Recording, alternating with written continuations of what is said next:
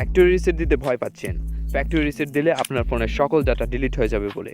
Phone slow, wifi কাজ করছে না, সেটিংস গড়বড়, কিন্তু কিছুতেই ঠিক করতে পারছো না। অনেক সময় এমন হয় ফোন ব্যবহার করতে করতে ভুলভাল সেটিংসে ক্লিক হয়ে যায়, তখন ফোনে একটা ভুলভাল সেটিংস চলে আসে। বা অনেক সময় এমন হয় বাচ্চাদের কাছে ফোন ব্যবহার করতে দিলে তারা ফোনের সেটিংস গড়বড় করে ফেলে। অনেক সময় কিন্তু আমরা সেটিংসটা কিভাবে ঠিক করতে হয় সেটা জানি না। অনেক ঘাটাঘাটি করার পরও কিন্তু আমরা খুঁজে পাই না যে কিভাবে সেটিংসটাকে ঠিক করতে হয়। তো আপনার ফোনেও যদি এমন কোনো সেটিংসের সমস্যা থেকে থাকে, তাহলে আপনার ফোনের সেটিংসে এমন একটা সেটিংস আছে যেটাই ক্লিক করার সাথে সাথেই আপনার ফোনের সকল সেটিংসের সমস্যার সমাধান হয়ে যাবে। আপনার ফোনের সেটিংস আবার আগের মতো হয়ে যাবে। অনেকেই আছে ফোনের কোনো সমস্যা হলেই ফোন রিসেট করে, এতে কিন্তু ফোনের সকল ডাটা ডিলিট হয়ে যায়।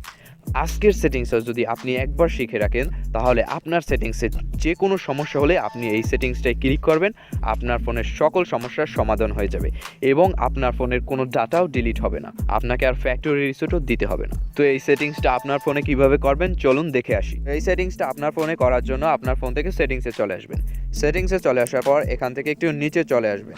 তো নিচে চলে আসার পর এখানে দেখতে পাচ্ছেন এডিশনাল সেটিংস নামের একটা সেটিংস আছে। এটা সবার ফোনে একই রকম থাকে না, কারো কারো ফোনে লেখা থাকে সিস্টেম সেটিংস এবং কারো কারো ফোনে লেখা থাকে সিস্টেম ম্যানেজমেন্ট। তো আমার ফোনে এটা এডিশনাল সেটিংস লেখা আছে, তো আপনাদের ফোনে বিভিন্ন হতে পারে। জাস্ট আপনারা ওইটার উপর ক্লিক করে দিবেন। তো ক্লিক করার পর এখান থেকে একটু নিচে চলে আসবেন। নিচে চলে আসার পর এখানে ব্যাকআপ অ্যান্ড রিসেট নামের একটা অপশন আছে, এইটার উপর ক্লিক করবেন। এইটার উপর ক্লিক করার পর ইরেজার এল ডাটা লেখা একটা অপশন আছে, মানে ফ্যাক্টরি রিসেট, এইটার উপর ক্লিক করবেন। এইটার উপর ক্লিক করার পর এখানে দেখতে পাচ্ছেন অনেকগুলো অপশন শো হচ্ছে। এখান থেকে আপনার সবচেয়ে উপরের যে অপশনটা দেখতে পাচ্ছেন সেটা হচ্ছে রিসেট সিস্টেম সেটিংস অনলি। এটাই ক্লিক করলে আপনার ফোনের শুধু সেটিংসটাই রিসেট হবে, মানে এইটাই ক্লিক করলে আপনার ফোনের সেটিংসটাই আগের মতো হয়ে যাবে। এখান থেকে আপনার কোনো ডাটা ডিলিট হবে না। তো রিসেট সিস্টেম সেটিংস অনলি এইটার উপর ক্লিক করবেন। এইটার উপর ক্লিক করে আপনার ফোনের যে পাসওয়ার্ডটা সেটা দিয়ে দেবেন, মানে আপনার ফোন যেটা লক দিয়ে খুলেন সেইটা দিয়ে দিবেন এখানে। তো ফোনের পাসওয়ার্ড দেওয়ার সাথে সাথে কিন্তু এরকম দুইটা অপশন চলে আসছে, দেখতে পাচ্ছেন। এখানে একটা অপশন হচ্ছে রিসেট সিস্টেম সেটিংস অনলি আর একটা ক্যান্সেল। তো আমি এখানে ক্যান্সেলে ক্লিক করে দেবো, কারণ আমি রিসেট করবো না আমার সেটিংসটা। কারণ আমি যখন ফোন কিনেছিলাম নতুন, তখন কিন্তু আমি ফোনের অনেক সেটিংস পরিবর্তন করছি। তো আমি যদি এখন রিসেট করি তাহলে কিন্তু আমার ফোনের অনেক সেটিংস পরিবর্তন হয়ে যাবে, নতুনের মতো হয়ে যাবে।